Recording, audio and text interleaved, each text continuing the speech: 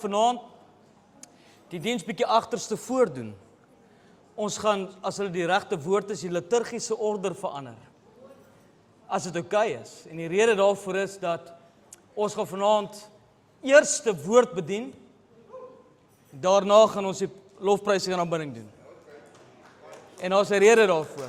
Amen? Ja. Ek wil net sê, ontspan, dis skriftuurlik. Halleluja. So, ek wil vanaand met die deel oor, as jy Bybel het, kry jy die Bybel saam, voordat ons gaan by die woord stil staan, dan gaan ons saam bid. Ons gaan baie skrifte kry vanaand, na baie skrifte kyk, rondom lofprysing en aanbidding. Ek wil lering bring vanaand oor, hoekom lofprysing en aanbidding? Hoekom? Moenie my verkeerd verstaan nie. Die woord is belangrik en 'n anker vir 'n kerk. Maar die lofprysing en aanbidding is dit wat God kry uit 'n diens uit. Daar's niks beter en lekkerder vir Quintus, as wanneer die kerk bymekaar kom om eer te bring aan die Here nie. Kom, wie saam met my hierso?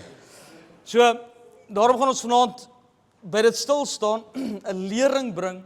Ek wil net dit bysê voordat ons gaan bid. Baie belangrik dat al die preke wat Quintus spreek en ek gepreek het, is beskikbaar. Van Desember maand af ook, Januarie maand en vandag se dienste is ook gerekord. Lewende woord, ons sal dit sorg dat in die blaadjie kom vorentoe ook lewende woord.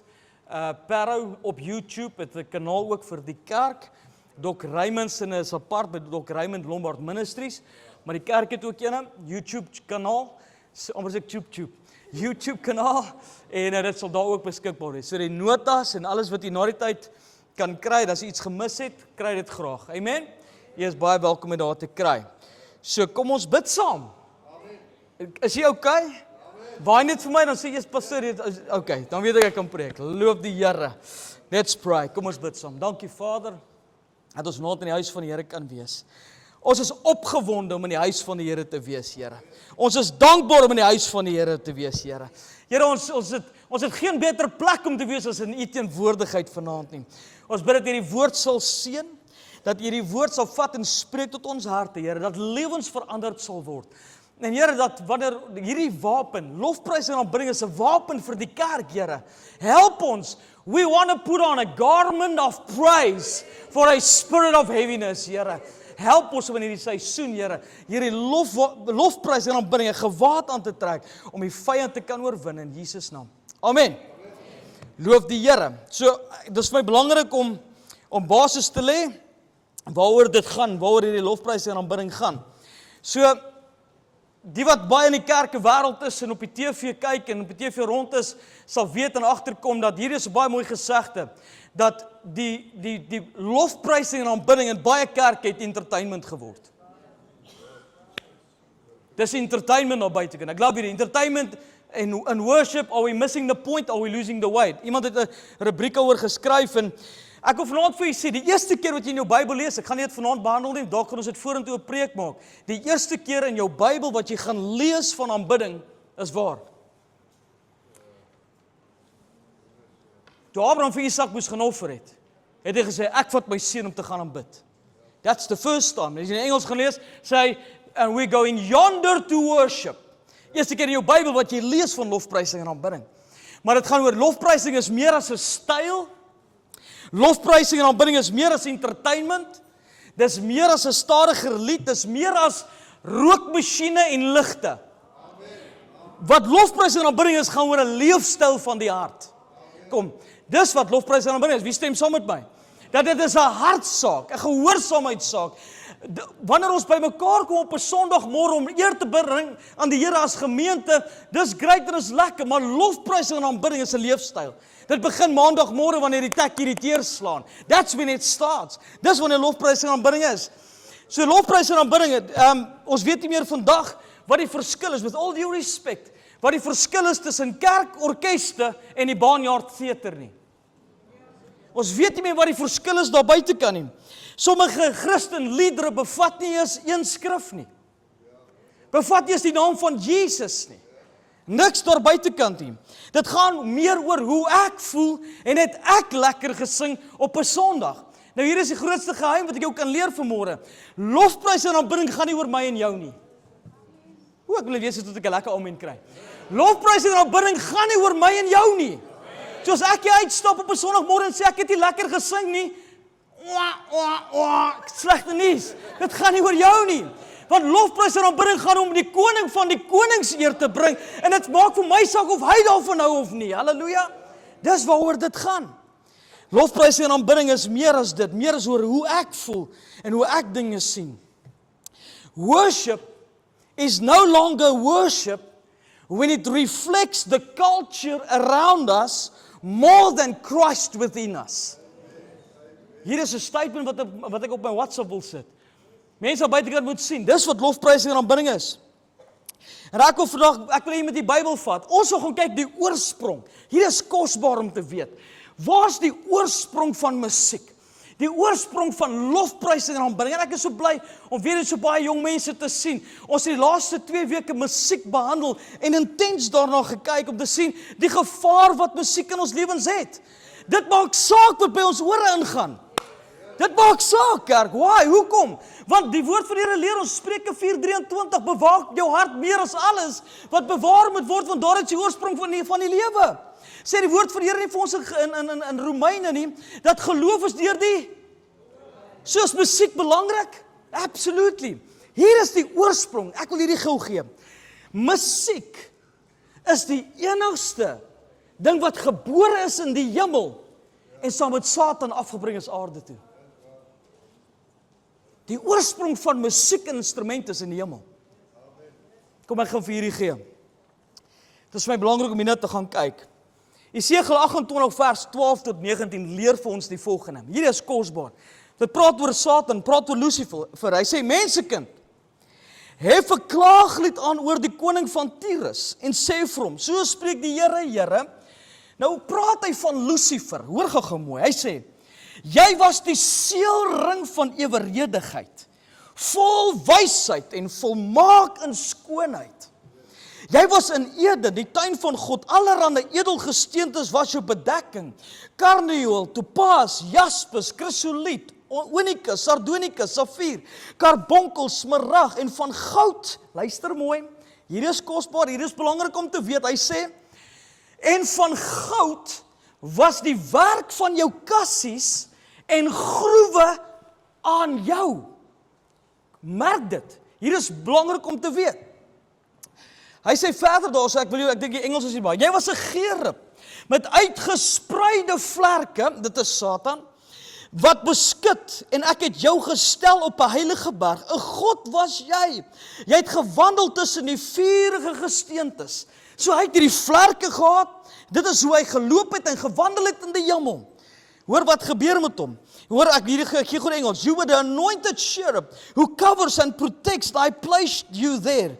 You were on the holy mountain of God. You walked in the midst of the stones of fire, sparkling jewels. Dis hoe hy gelyk het. Kan jy dink het hoe Lucifer moes gelyk het met hierdie vlerke en hoe hy gewandel het toe hy in die hemel was tussen al die engele en tussen God. Hoor wat het hy gemaak?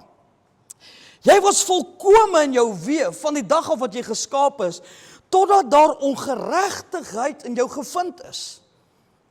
Hy sê, weens die grootheid van jou koophandel, het jy jou binneste met geweld gevul, en jy het gesondig. Daarom het ek jou as onheilige van die Gode berg afgedrywe, en ek het jou tussen die vurige gesteentes uitvernietig, o gerub wat beskut. Hoogmoedig het jou hart geword oor jou skoonheid. Jy het jou wysheid verderwe weens jou glans. Ek het jou op die grond gewerp, ek het jou oorgegee oor die aangesig van konings, dat hulle op jou neer kan sien. Weens die menigte van jou ongeregtigheid deur die onreg van jou koophandel, het jy heiligdomme ontheilig. Daarom het ek 'n vuur uit jou binneste laat uitgaan, ek het jou verteer, en ek het jou tot as gemaak op die aarde, voor die val van almal wat jou gesien het. Al jou bekendes onder die volk is ontsteld oor jou. Jy het 'n verskrikking geword, en sal daar nie meer wees tot in ewigheid nie. Dit praat hy van Satan. Belangrik vir my, kan ons gou blaai na Jesaja toe, die boek van Jesaja. Dat ek net gou weer aankom. Jesaja skryf vir ons die volgende. Kom blaai na die boek van Jesaja toe, Jesaja 14. Gaan ons saam lees, Jesaja 14 vers 12 tot 15. Lees ons saam, weer eens oor hierdie. Hier is belangrik om te besef. Kan ek sê, vanaand is my hart dat jy gaan die radio anders te aansit nou. Jy gaan pas op waarna jy luister. Jesaja 14:12-15 sê, hoe het jy die hemel geval, o morgenster, seun van die daggeraad? Hoe lê jy teen die aarde neergeslaan, oorweldiger van die nasies? Jy het in jou hart gesê, ek wil opklim in die hemel, my troon verhef bo die sterre van God en sit op die berg van samekoms in die uithoeke van die noorde. Ek wil klim bo op die hoogtes van die wolke, my gelykstel aan die Allerhoogste. Weereens kan jy sien hoe hy gelyk het met hierdie vlerke, hoe hy wandel en hoe hy in die hemel was, en ek dink die woord van die Here sê, hy was so hoogmoedig, hy het gesê, ek wil my gelykstel aan die Allerhoogste. Dis hoe hy gewandel het. En dit is belangrik om te weet, die werk wat Satan gehad het. Hy het 'n taak gehad, hy het 'n werk gehad. Kom ons kyk. Ja, in die doderyk sal jy neergewerp word, in die diepste plekke van die kuil. Seun van die daggeraad. Die Bybel praat vir hom, hy wil homself gelykstel, en hy wou gehad het engele moes hom aanbid. En sy werk was gewees musiek. Lofprysing en aanbidding was die werk van Satan. Kan ek jou gou 'n bietjie dieper vat in hierdie, dat ons hierdie kan verstaan? So, uit sy vlerke uit, kan ek gou, ons het nou nog gelees oor hoe hy bymekaar is, Esegiel 8, ek is terug gou by Esegiel 28:13, ek het jou gesê, die werk van jou kassies en groewe aan jou, aan hom, die Engels sê beter, hy sê, the workmanship of your settings and your sockets was in you. They were prepared on the day that you were created. Kan ek gou nog 'n bietjie verder gaan? The workmanship, die Engels sê, nee, moet hierdie verstaan, of your timbrels and pipes was prepared for you. Hy sê, pipes was prepared, so dit was in hom gewees. So wat, uit die vlerke, uit die lewe, uit die wese van Satan het musiek gevloei. Music came out of him. Terwyl hy geloop het in die hemel, het musiek uit sy binneste uitgekom. Hy het aanbid, soos wat hy gegaan het. Wat is daai? Dis belangrik om te weet, die timbrels and pipes was prepared. Daai timbrels, die woordjie workmanship beteken, net gou nog 'n vertaling, ekskuus, die King James sê, workmanship of thy tabrets and of thy pipes was prepared in thee. Met ander woorde, in thee, in hom. Dis hoe hy gelyk het. Kan jy dink? Satan loop, Lucifer loop met sy vlerke uitgesprei, en hy stap, en hy's die engel in die hemel, uit sy vlerke uit, kom musiek om God te aanbid. He worshipped God. Dit was sy werk, die woordjie workmanship beteken die volgende, in die Griek, of in die Hebreëus, in die Hebreëse vertaling, ekskuus, ek het die Engels uitgehaal, vergewe my vir al die Engels vanaand, maar jy gaan my vergeef. Die Hebrew word translated workmanship means his occupation, sy business, sy service, sy ministry, sy workmanship was musiek gewees. Dit was wat hy gedoen het. En nou, wat het met hom gebeur? Hy is uit die hemel uit. En dink jy musiek het opgehou by hom? In die hemel? Daarom het musiek 'n rol in die kerk vandag. Die musiek het 'n rol buitekant. Musiek is gemaak om Satan te aanbid hier op aarde. That's the work. As jy in die kerk is, buitekant kom, en wie weet saam met my, dat jy sien hoe die jong mense en die mense vandag, mense aanbid en by hierdie shows is en dinge is. Why? Is dit net om lekker te voel? No ways. It's to worship him. Want hy wil steeds aanbid word. Musiek is 'n belangrike ding. Dis die timbrels waarvan hulle praat, lyk amper soos 'n tamboerijn. Luister maar, ek sê die tamboerijn is uit die duiwel uit, hoor, dis wat ek sê nie, right? Maar dis wat die skrif van praat, dit was in sy, die klokkies het gelei soos wat hy geloop het, en ook die pype, sulke pype, braaspype, dis die pipes wat hulle van praat, uit sy vlerke uit, het hierdie musiek gespeel, terwyl hy geloop het in die hemel. En daarom is musiek vir my belangrik. Musiek speel 'n geweldige belangrike rol in my lewe. Praise and worship is nie net praise and worship nie. Daar kan nie net 'n 20 minute of 'n paar liedjies sets uitgesit word om praise and worship te bring nie. Want praise and worship gaan om die koning van die konings te aanbid wanneer ons by mekaar is. That's praise and worship. Om lofprys en aanbidding vir die Here te bring. En ek wil hierdie vir jou gee. Ek gaan hierdie gedeelte lees, ons almal ken. Hierdie gedeelte van hierdie vrou wat aan bloedvloeiing gelei het vir 12 jaar. 12 jaar lank, sy het alle dokters sê die Bybel probeer. She tried everything. En totdat sy gehoor het, Jesus is in die dorp. En toe sy op die grond geklim het, luister gou mooi, what she did was profound. Sy was bereid gewees to push through the crowds, om deur die skare te gaan, just to touch the hem of his garment, om net by sy soem te kan uitkom. Sy het jou omgegee, she was on her last, amen? En sy het jou omgegee, wie wat sê nie, ek moet by Jesus uitkom. En toe ek aan praise and worship dink vandag, in die lofprys en aanbidding, toe voel dit vir my so ook, wanneer ons by mekaar kom, voel dit vir Quintus, ek gee nie om, wie by my is en saam met my is en langs my is nie. Wanneer ek in die teenwoordigheid van die Here is en lofprys en aanbidding bring, I want to give God the glory and praises. I just want to touch the hem of his garment. Ek wil sy teenwoordigheid hê. Ek soek 'n aanraking van hom, kerk. Mike Signorelli skryf, hy sê, en ek dink hoe hierdie vrou moes gewees het, op die grond gekruip, just to get the touch. Wanneer het ons lofprys en aanbidding 'n styl gemaak? Wanneer is lofprys en aanbidding 'n setlist? Wanneer was daar ooit geskryf hoe dit moet wees? Hierdie ou skryf, hierdie persoon het ek 'n artikel gelees, hy skryf, hy sê, if you never had to wait on God for years, you probably won't get this. Hy sê, some people worship pretty, some worship desperate. Hy said, this is for the ones who have been bleeding out in silence, still showing up, still believing. Don't judge the cry if you don't know the condition. Don't roll your eyes at the breakthrough if you haven't seen the battle. Don't judge the worship until you have known the warfare. Is dit nie hoe ons moet wees, die kerk? Ons is baie keer, en ek praat nie net vir die kerkies, kom ons praat vir die kerk in Potch, of praat vir die kerk in Puntjiespanlaagte. Ons is baie keer geneig om vir mekaar te kyk en sê, dis nie hoe ons veronderstel is om te aanbid nie. Sê wie? Sê wie? You don't know my battle. Jy weet nie waar ek is nie. Jy weet nie waar die Here my uitgehaal het nie. Jy weet nie waar vandaan Quintus kom nie. Jy weet nie wat God vir my gedoen het nie. Jy weet nie die deurbrake wat die Here vir my gegee het al nie. Daarom moenie vir my skeef aan kyk as ek op wil spring en sê, halleluja, die Here is my koning nie. Halleluja. Hoekom?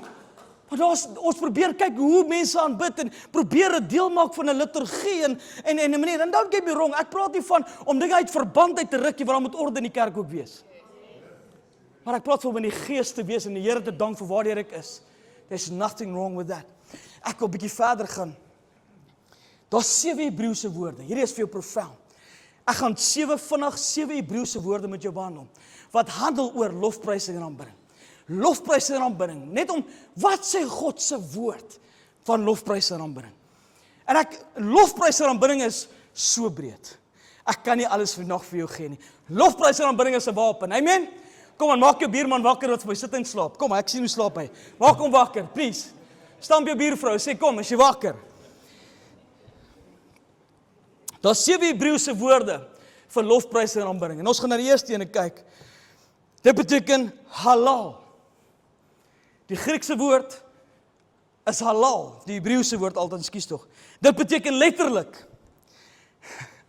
Ek wil net gou 'n krikkie posknoppie druk. Hierdie diens vanaand mag dalk jou tradisie bietjie skud.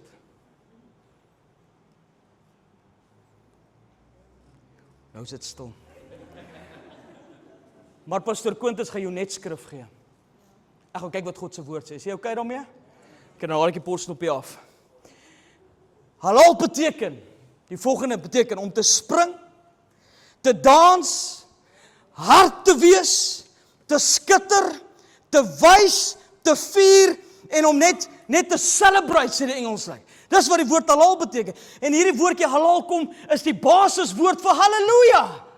Dis een van die basiswoorde wat ons gaan kry. Waar kom dit voor? Psalm 113 vers 1 sê ons. Psalm 113:1 sê, halleluja, die woordjie loof daar, is die Hebreëse woord halal, wat beteken loof die Here, o knegte van die Here, loof die naam van die Here, laat die naam van die Here gehalal word, wat beteken geprys word, van nou af tot in ewigheid. Nou jy kan nie vir my sê, jy kan nie hierdie Psalm lees, sonder om te sê, halleluja, loof die Here nie, jy kan nie, om die Here te loof nie.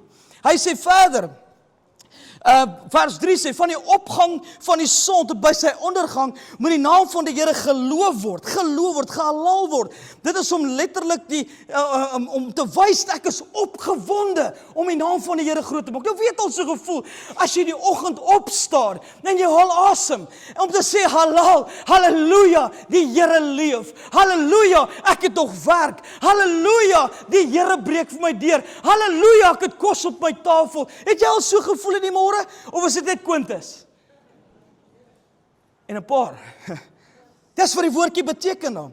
Hier's nog dieper, Psalm 150. Psalm 150 is die laaste Psalm in jou Bybel.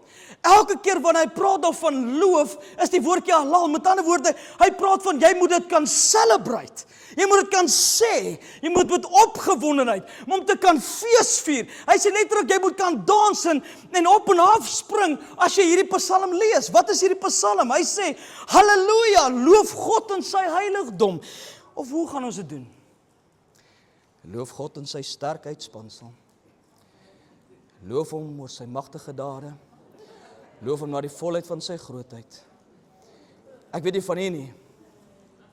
Maar wanneer ek dink oor Psalm 150, something happens in my heart. Iets gebeur die binnekant in my.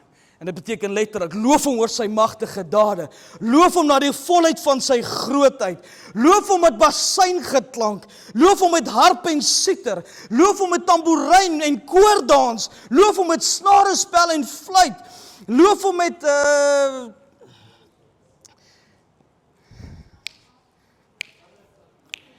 Kom, jy ken die Psalm, kom, help my uit, wat sê die Psalm?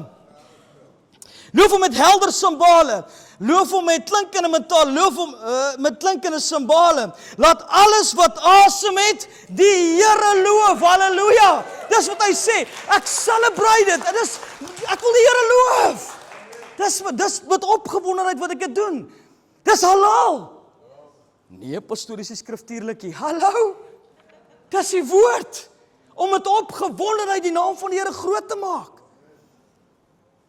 Ek het nog baie ander verse ook. Psalm 148 kan jy neerskryf. Die hele Psalm 148 is gebou rondom die woord halal. Om die Here te vier en te lof, te aanbid en lofprysing te bring met opgewondenheid in ons harte. Die tweede enetjie is die woord yada. Yada is 'n mooi woord. Yada love ek. Yada beteken die volgende: om met uitgestrekte hande in die lug te gooi. En ons het dit vanmôre gesing, wat sê, so I throw up my hands and praise you again and again. Dis wat dit beteken, om letterlik, die betekenis daarvan is die volgende, uitgestrekte hande, om die hande in die lug te gooi, om hande op te lig, soos wat jy 'n klip sou gooi, of 'n pyl en boog skiet.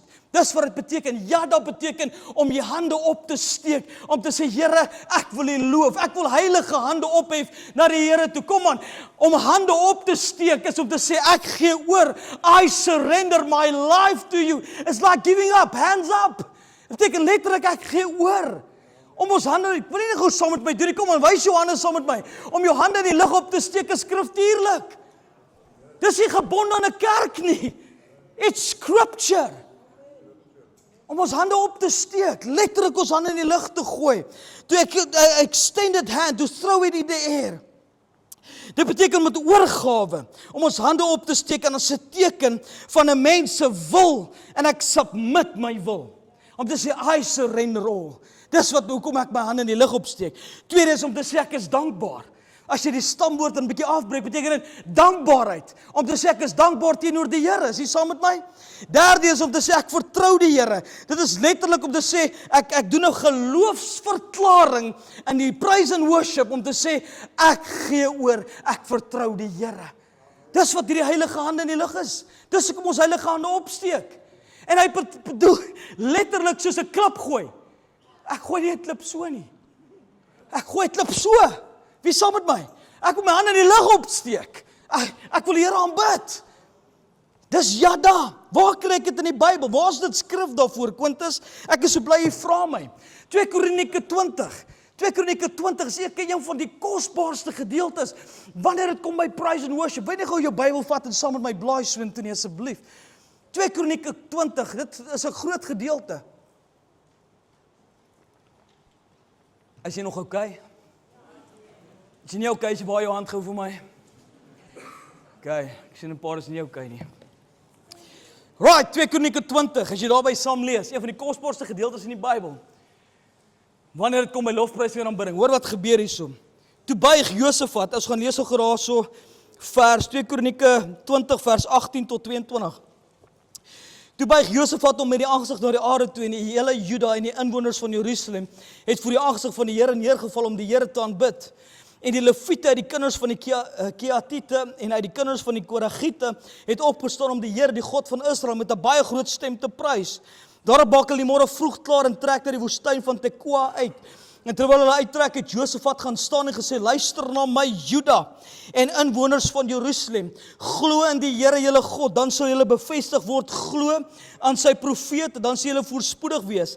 En hy het by die volk beraadslag en tot eer van die Here sangers opgestel. Wat doen hulle? Toe hulle omring was, toe daar moeilikheid was, hy gaan sit die praise and worship team hierso. Hy sê, kom, waar is die drumspelers? Waar is die gitaar-ouens? Waar is die manne met die trompette? Waar is die ouens? Kom, bring die band-ouens by mekaar. Ek soek die musikante. Hoor wat doen hy met hierdie musikante? Die volgende, hy sê, hy het tot die Here van die Here, het hy sangers opgestel en heilige sieraad.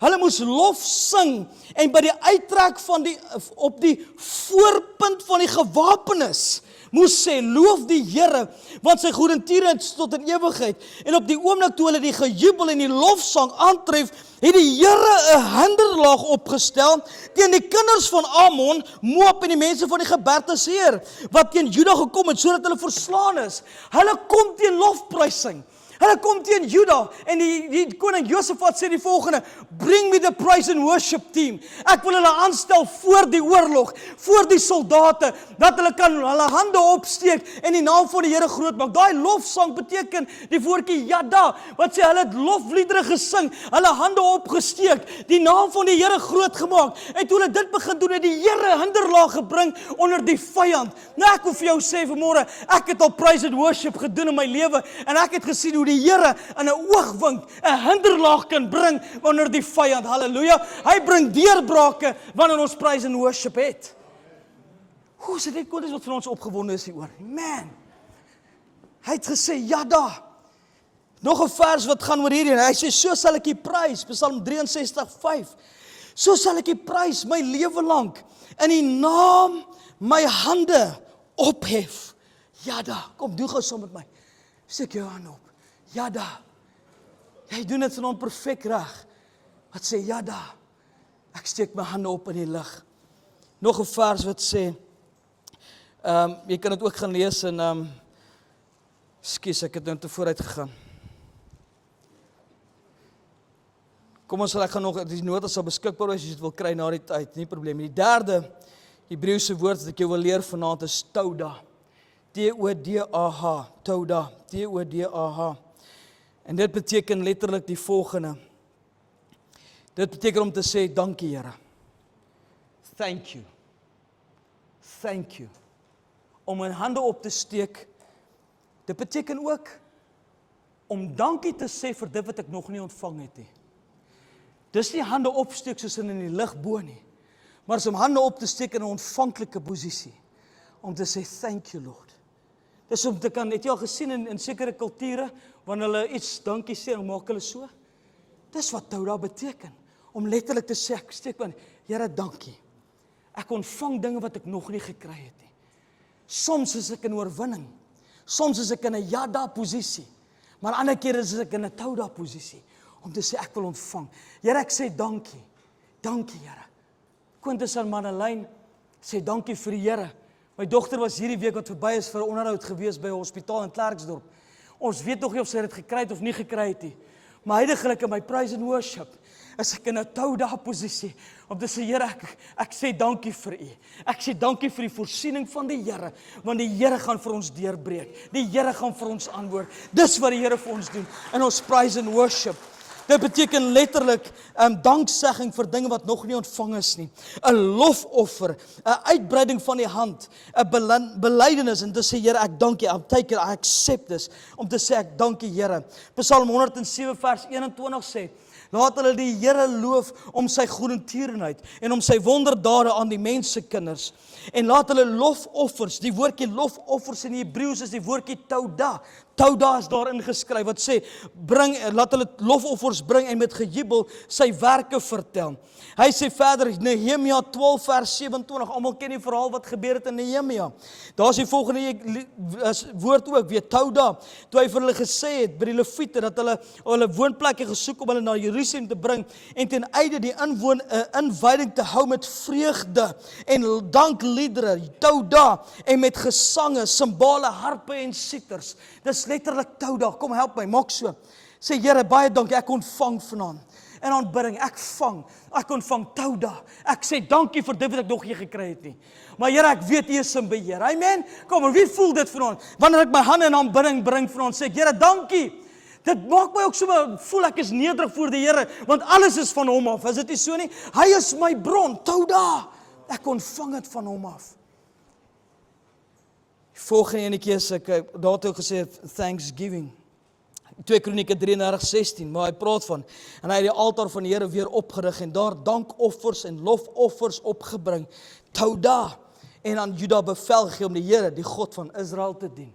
Dis wat dit beteken. So ek is Jada, tauda, halal, wat beteken halleluja, om die Here te celebrate en dit te vier, om te dans voor die Here. Ek lag so na die dag vir die jong mense. Ek sê, joe, as julle by die sportsgronde is, kan julle op en af van die musiek, en dit kan, ek weet nie wat hulle alles doen nie, en dit is, maar as in die kerk is, dan staan hulle vir so stoutpilare, weet jy, soos lotse. Sê ek, is dit nie veronderstel om anders om te wees nie, want ons in die kerk by mekaar kom, het ons nie nodig om te celebrate, ek weet nie van nie, maar ek het nodig om te celebrate, dit wat God vir my gedoen het, halleluja. Die vierde woord wat ek jou wil gee, is die woordjie Shabach. Dis die vierde, dit is wat jy lees in jou Bybel, en dan gaan jy hierdie woord kry, 'n paar keer in jou woord. Shabach beteken om met 'n lui toon aan te spreek, om te beveel of om te triomfeer. Om te triomfeer, oorwinning te hê, in lofprysing en aanbidding. Waar kry ons dit? Hy sê in die Engels sê dit mooi, to shout, to address in a loud tone, to command or to triumph. Waar kry ons dit in die woord? Waar staan dit? Psalm 47 vers 1 sê, vir die musiekleier, vir wie? Vir wie? Kan ek dit sê vanaand, mag ons die term verander, die orkes en die band. Want die ouens almal saam met ons is die orkes en die band. Toe die orkes al bo, julle sing great, kom aan. Eugene, nou ons al bo, julle is deel van die orkes. Dis, sê gou vir jou buurman, man, ek like jou sange. En jy klap soos 'n drummer. Ons is almal deel van om die naam van die Here groot te maak. Is dit nie so nie? Daar mag nie 'n verskil wees tussen ons en julle nie. Ons is almal saam om saam in gemeenskap die naam van die Here groot te maak. Waar het die term gekom, band? Kom aan. Ons is almal die band. Ivan, ek sien 'n tikkie ritmepel. Dit lyk of jy 'n drummer is. Halleluja. Alle volke. Kom, klap alles op my. Halleluja. Wat sê die woord van die Here? Kom alle volke. Kom alle volke. Waai, hoekom het ons nie nodig om die naam van die Here groot te maak nie? Halleluja. Hy sê klap met die hande. Kom alle volke. Dan sê die volgende dan. Kom alle volke, klap met die hande. Juig tot eer van God met 'n stem. Shabach, met 'n wat? 'n Stem van gejubel. Dis wat dit beteken. Pastoor, maar jy raak tot die woord bietjie diep. Pastoor, jy wil my gemaksone is nie heeltemal daar nie. Kom aan kerk. Mag die Here jou help dat jy vry kan kom in jou lofprysing en aanbidding en die Here te kan eer bring en jou hande op te steek. Halleluja. Dis wat die skrif sê. Quintus sê die so nie. Kom alle volke. Kom alle volke. Klap met die hande. Juig tot eer van die Here. Shabach. Joh, hy sê soos maar lekker. Shabach. Klink soos 'n triomf man. Shabach. Halleluja. Dis wat ek laaf van oom Angus Bach en wanneer daai manne sê, "Amen!" Dis 'n stem van oorwinning. Klink ek amper soos hy. Ek sien iemand lag vir my. Amen! Hulle try. Halleluja. Met 'n gestem van gejubel. Wat sê die woord nog? So het ons die 4 woorde. Ons is al by 4. Ek wil net sê waar staan dit nog? Hy sê Jesaja 12 vers 6. Juig en jubel, o inwoners van Sion, want die heilige van Israel is groot in julle midde. Wow. Die heilige van Israel is groot in ons midde. Die heilige van Israel is groot in ons midde. Daarom sê die woord juig en jubel, want die heilige van Israel is groot in ons midde. In ons midde, nie op 'n ander plekkie, in ons midde. Dis kosbaar. Verlos ons, Psalm 106, Here ons God, en versamel ons uit die nasies, dat ons 'n heilige naam kan loof. Daai woordjie loof is Shabach, en ons beroem in U lof. Shabach, hier kom 'n 4de een. Dis die 5de een. 4, 5, help my. 5. Hier is kosbaar. Die 5de een is die volgende. Is die woordjie barak. En barak beteken die volgende. Wie kan my sê? Om te kniel, of om God te loof as daad van aanbidding. To bow before God. Ek wil vir jou sê, daar was al tye in my lewe wat ek die gitaar neer gaan sit het. En op my knieë van die teenwoordigheid van die Here kon ek nie staan nie. En op my knieë gesak het en ek sê, Here, ek wil U net aanbid. Ek wil my knieë buig voor U. There's something special. Don't get me wrong. Arme Dionys spot altyd, sy het in 'n ongeluk, sy kan nie op haar knieë meer kom nie. Marlyn ook na ongeluk. So ek sê enigste wat in ons gesin op ons knieë kan kom, lyk dit my. Maar op jou knieë te kom te sê barak, there's something special. Wanneer jy op jou knieë sak in die teenwoordigheid van God. En te buig om te sê, I lift my hands to the coming King, to the great I am, to you I sing. Barak is something special. Dit beteken om neer te buig. En ons 'n paar plekke in die woord wat ons dit kry. Dit beteken die volgende. Psalm 72:18 sê, geloof, dis die woordjie barak, so buig voor die Here, die God van Israel, wat alleen wonders doen. Woordjie geloof, dis die woordjie barak daar. Psalm 66:20 sê, barak, geloof sy God, wat my gebeure nie afgewys en sy goedertierenheid aan my nie onttrek het nie, om voor God te buig. Daniel, wie onthou wat het Daniel gedoen in Daniel 6? Wie kan onthou? 3 maal op 'n dag. 3 maal op 'n dag het Daniel die volgende gedoen. Hy het in sy bokkamer vensters gehad wat oop was in die rigting van Jerusalem, en hy het 3 maal op 'n dag op sy knie, die woordjie knie is die woordjie barak, op sy knie geval en gebid en lofprysing. Daai woordjie lofprysing is die woordjie yada.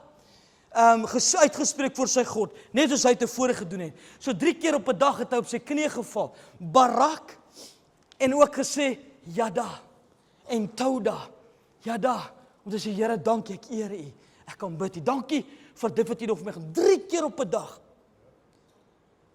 3 keer op 'n dag. Daniel het dit gedoen. Job 1. Hier is vir my kosbaar toe ek dit vanmiddag gelees. Toe ek dit lees, toe tref dit my hart. Ekskuus julle, ek weet nie hoekom my iPad kort te upgrade. Toe Job het gedoen, Job 1 vers 21, something special het gebeur met Job. Kan ek hierdie vir jou gee, Job 1 vers 21, nadat Job alles verloor het, he lost everything.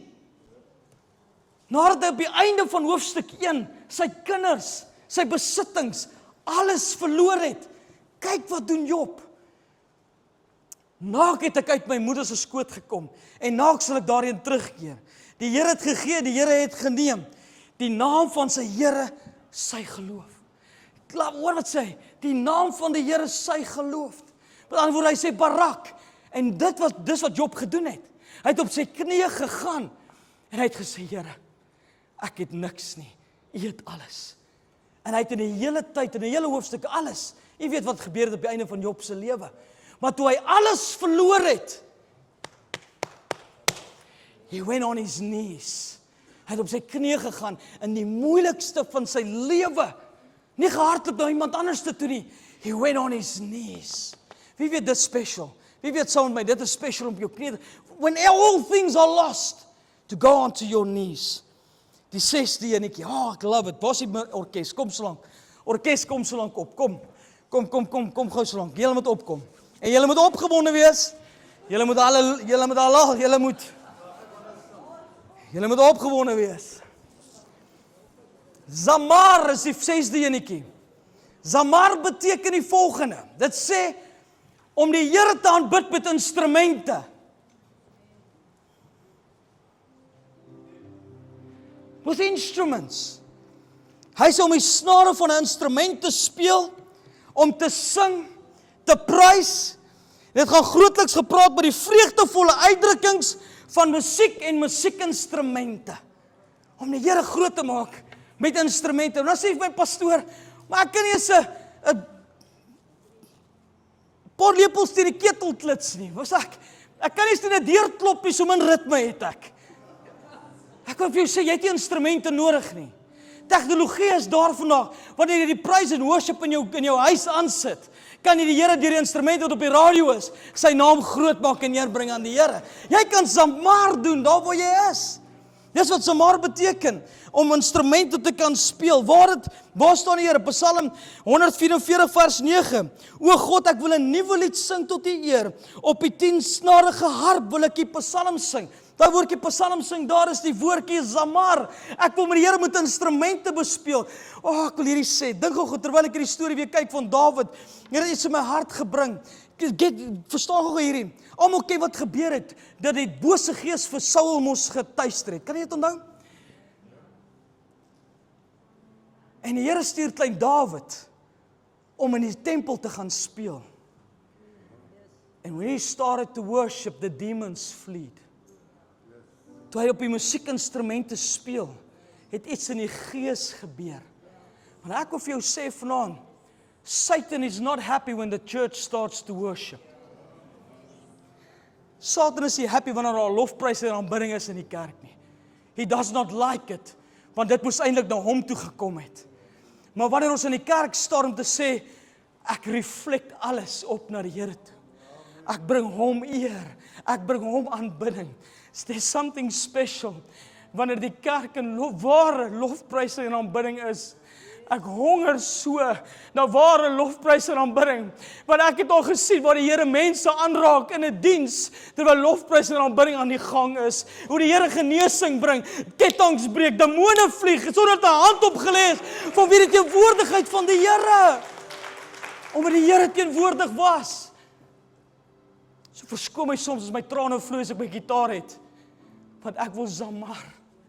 My instrumente wil ek God eer bring mee en aanbid. Daar's so baie skrif in die Bybel wat ek jou kan gee rondom hierdie ene. Psalm 57:9, hy sê, waak op my Heer, waak op harp en siter. Ek wil die daggeraad wakker maak. Ek wil die loof onder die volke, o Here, psalm sing, zamar, tot eer onder die nasies. Die laaste enetjie is die woord Tehillah. Tehillah. Sê saam met my Tehillah. Julle is Hebreëus. Ek hoor dit sommer. Hier is die Hebreëse. Tehillah. Die woord Tehillah beteken die volgende: om te sing of te prys in sang. Dis waar jy inkom. Terwyl die orkes zamar, is u hierso besig om Tehillah lofprysing te bring aan die Here. En hy sê ook so mooi, hy sê om 'n spontane, wie het dit al gedoen? Wie het hierdie volgende gedoen? Spontane, ongeoefende lied van die Here te sing vanuit jou gees. Wie het dit al gehad? Man, jy skryf so iets in die kar. Ek het al vir kinders gesê, I'm a poet and I don't even know it. Waar jy liedere begin sing en die Here se naam groot maak. En dit kom uit spontaan. Wie het dit al gevoel? En wanneer jy begin aanbid, it just flows. Waar kom dit vandaan? Psalm 22:4. Tog is U die Heilige. Tog is U die Heilige wat woon onder die lofsange van Israel. Die Engels sê nog mooier, hy sê, but thou art holy, O thou art inhabits the praises of Israel.